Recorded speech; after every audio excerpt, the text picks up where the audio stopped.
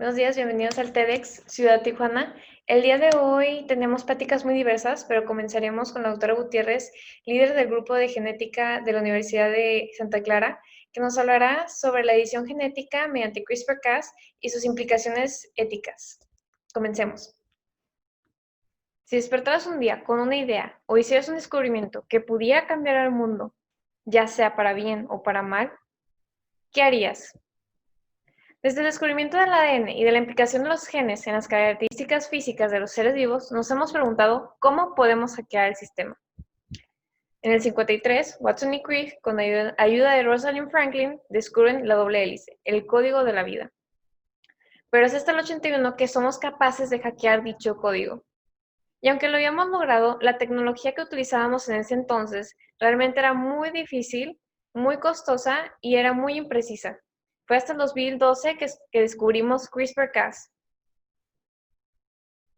Pero bueno, ¿qué es CRISPR-Cas? CRISPR en inglés significa repeticiones palindrómicas cortas, agrupadas irregularmente interespaciadas. ¿Pero qué significa realmente esto? Francisco Mujica, microbiólogo investigador en el 93, fascinado por la genética bacteriana, descubre que en un segmento muy largo de existen pequeños fragmentos repetitivos, el mismo fragmento una y otra vez, como podemos ver en verde, interespaciado por segmentos de ADN extraño.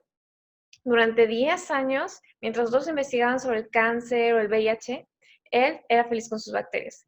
Descubrió que realmente este ADN extraño era ADN viral de diferentes virus, pero ahora la pregunta era, pues, ¿qué estaba haciendo este ADN viral dentro del genoma de la bacteria? Y se dieron cuenta que realmente era un tipo de sistema inmunológico en donde si entraba un virus a una bacteria, era detectado por una proteína llamada Cas, que lo detectaba como ajeno y lo destruía. Cas fragmentaba el ADN viral y robaba parte de él y lo insertaba en el genoma de la bacteria. Ahora, Cas tenía como un cierto tipo de memoria inmunológica, ya que si volvía a encontrarse con un virus que tuviera la misma secuencia de ADN que ya estuviera integrada en el genoma de la bacteria, lo eliminaba. Y esto realmente no tuvo un gran impacto en la comunidad científica hasta el 2012, donde Emmanuel Charpentier y Jennifer Doudna deciden utilizar esta maquinaria bacteriana para la edición de genes. Y se plantearon, si esta proteína Cas es capaz de identificar una secuencia específica de ADN viral y eliminarla, ¿qué tal si la reprogramamos para que busque y corte una secuencia de ADN específica diseñada por ellas mismas? Entonces, dicho y hecho, esta proteína Cas reprogramada era capaz de buscar en todo el genoma una secuencia de ADN que había sido reprogramada y cortarla. Y teniendo así un corte de doble cadena, Emmanuel y Charpentier eran capaces de introducir en ese corte un ADN deseado, un segmento de ADN deseado. Habíamos logrado finalmente la edición genética mediante CRISPR-Cas, que era una tecnología muy específica porque te permitía decir de dónde a dónde querías cortar y qué querías introducir en ese corte. Ahora sí, todo el mundo quería saber qué era CRISPR, porque era barato, sencillo, accesible, rápido, pero sobre todo muy específico. Pero surgieron muchas implicaciones éticas porque ahora surgían preguntas como, ¿deberíamos editar el genoma de embriones? ¿O qué tal modificar especies? ¿O utilizarlo para tratar el cáncer? ¿O modificar alimentos? Realmente las posibilidades eran infinitas. En el campo de la medicina habría todo un nuevo panorama de terapias genéticas, porque si conocías cuál era el gen problema, por así decirlo, podías sustituirlo por un gen que fuera funcional. En la agricultura, podías crear cultivos que fueran resistentes a plagas, que producieran más frutos y más grandes y que fueran resistentes a sequías.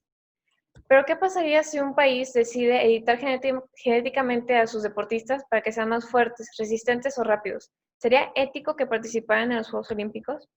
¿O qué tal si editando el genoma de un bebé para que tenga ojos azules, por accidente le privó de la vista? Suena muy futurista, pero no es así. En el 2014, Anthony James usó CRISPR en los mosquitos para introducir dos genes que causarían resistencia al patógeno de la malaria. Por una parte, un grupo de científicos estaba muy a favor, pero por otra parte, un grupo de científicos afirmaban que realmente no puede saber cuál va a ser el impacto en el ecosistema al introducir una especie nueva y cómo esto modificaría la cadena alimenticia. En el 2018, Heian-Q utilizó esta tecnología para editar genéticamente a 2 gemelas para hacerlas inmunes al VIH. Heian-Q perdió su licencia médica. En ese entonces y hasta la fecha, la edición genética en embriones sigue siendo ilegal. Afortunadamente, estas gemelas no tienen ningún problema de salud, pero no podemos saber hasta qué grado o qué tanto se modificó el genoma de estas gemelas. Ahora tenemos el poder de editar el genoma de todos los seres vivos, pero la pregunta es y seguirá siendo, ¿deberíamos?